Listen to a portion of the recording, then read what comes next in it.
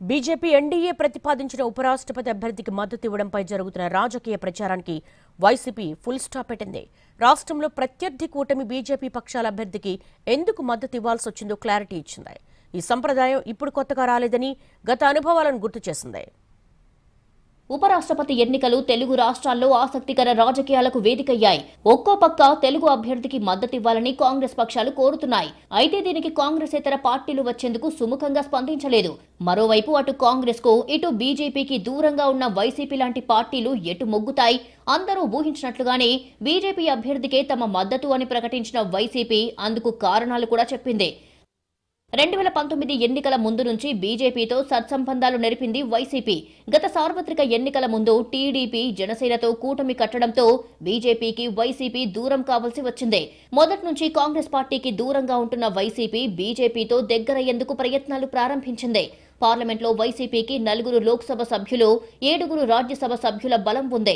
YCP ఆవిర్భావం నుంచి సోలోగానే పోటీ చేస్తూ వస్తోంది. గత సార్వత్రిక ఎన్నికల్లో పోటీ చేసి ఓటమి పాలయ్యింది. అయితే అధికారంలో ఉన్నప్పుడు ఎలా కేంద్రంలోని బీజేపీతో స్నేహ సంబంధాలు కొనసాగించిందో అదే తరహాలో తిరిగి తమ స్నేహాన్ని కొనసాగించే అవకాశం దక్కింది. ఉపరాష్ట్రపతి ఎన్నికల ద్వారా అందివచ్చిన అవకాశాన్ని సద్వినియోగం చేసుకుంది. ఉపరాష్ట్రపతి ఎన్నికలపై వైసీపీ కీలక నిర్ణయం తీసుకుంది.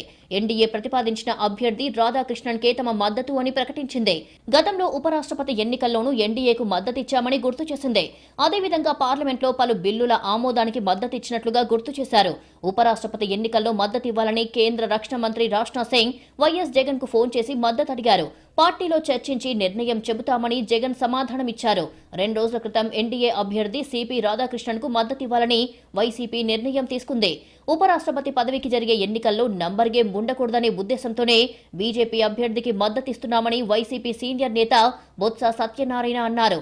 పార్టీ పెట్టినప్పటి నుంచి ఈ విషయంలో జగన్ ఇదే విధానాన్ని అవలంబిస్తున్నారని చెప్పారు. నంబర్ గేమ్ కు అవకాశం ఇవ్వకుండా మెజారిటీ ఉన్న అభ్యర్థికి మద్దతిస్తున్నారని తెలిపారు. ఉపరాష్ట్రపతి, రాష్ట్రపతి, లోక్సభ స్పీకరు, అలాగే ఉపరాష్ట్రపతి అంటే సైమల్టేనియస్గా రాజ్యసభ అధ్యక్షులు, అలాగే రాష్ట్రంలో ఉన్న శాసనసభ స్పీకరు, వీళ్ళందరూ ఇవన్నీ కూడా ఈ రాజ్యాంగబద్ధమైన పదవులు పార్టీలకు వచ్చి దీని మీద ఆపాదించకూడదు, పార్టీలకు అతీతంగా ఉండాలి. నెంబర్ గేము, నెంబర్ ఎక్కువ ఉన్నప్పుడు ఊరికనే పోటీ పెట్టి తెలిసి కూడా ఆ పదవుకున్న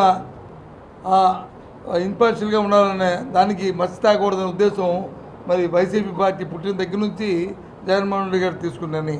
గత ప్రభుత్వ హయాంలో పలు కీలక సందర్భాల్లో బేషరతుగా బీజేపీకి మద్దతు ప్రకటించింది వైసీపీ. వ్యవసాయ చట్టాలు, 1 నేషన్ 1 ఎలక్షన్ సహా పార్లమెంట్లో పలు బిల్లులకు బీజేపీకి సపోర్ట్ చేసింది. వీటితో పాటు Delhi service bill, IPC, CrPC, evidence act సంస్కరణల బిల్లు, చీఫ్ ఎలక్షన్ కమిషనర్ నియామక బిల్లు, ఆర్టికల్ 370 రద్దు బిల్లు, ఓబీసీ అమెండ్మెంట్ బిల్లు వంటి పలు కీలక బిల్లులకు కూడా వైసీపీ మద్దతిచ్చింది. 2023లో ప్రధానమంత్రి నరేంద్ర మోడీపై విపక్షాలు ప్రవేశపెట్టిన అవిశ్వాస తీర్మానం సమయంలో బీజేపీకి అండగా నిలిచారు జగన్. రాష్ట్రపతి, ఉపరాష్ట్రపతి వంటి దేశ అత్యున్నత పదవులను రాజకీయాలతో ముడిపెట్టకుండా ఏకగ్రీవంగా గెలిపించుకోవాలి అన్నది వైఎస్ జగన్ ఆలోచన. అత్యున్నత పదవులు అందరి అంగీకారంతో ఏకగ్రీవంగా గెలిపించాలని, అప్పుడే దేశ ప్రతిష్ట పెరుగుతుందన్నదే జగన్ భావన. కాంగ్రెస్ తో విభేదించి బయటికి వచ్చి సొంత పార్టీ ఏర్పాటు చేసుకున్న జగన్ 2012లో కాంగ్రెస్ పార్టీకి చెందిన ఆనాటి యూపీఏ కూటమి అభ్యర్థి ప్రణబ్ ముఖర్జీకి రాష్ట్రపతి ఎన్నికల్లో మద్దతిచ్చారు. ఆ తర్వాత 2017లో జరిగిన రాష్ట్రపతి ఎన్నికల్లో ఎన్డీఏ బలపరిచిన రామ్నాథ్ కోవింద్ కు, ఉపరాష్ట్రపతి పదవికి వెంకయ్యనాయుడుకు వైసీపీ మద్దతుగా ఓటేసింది. 2022లో జరిగిన రాష్ట్రపతి ఎన్నికల్లో కూడా ఎన్డీఏ బలపరిచిన ద్రౌపది ముర్ముకు, ఉపరాష్ట్రపతిగా జగదీప్ ధన్ఖడ్ గెలుపునకు ఓటేసింది వైసీపీ. ప్రస్తుతం ఎన్డీఏ తరపున ఉపరాష్ట్రపతి అభ్యర్థి సిపి రాధాకృష్ణన్ బరిలో నిలవటంతో వైసీపీ మద్దతుగా నిలిచింది. మొత్తం మీద బీజేపీతో సంబంధాలు సజీవంగానే ఉన్నాయని, ప్రతిపక్షాలు ఊహించినంతగా బెడిసికొట్టలేదని వైసీపీ నేతలు చెబుతున్నారు. గతంలో ఇదే తరహాలో మద్దతుగా నిలిచి బీజేపీకి దగ్గరయ్యే ప్రయత్నాలు చేసి సక్సెస్ అయ్యింది వైసీపీ. ఈసారి ఏ మేరకు సఫలమవుతుందనేది చూడాలి.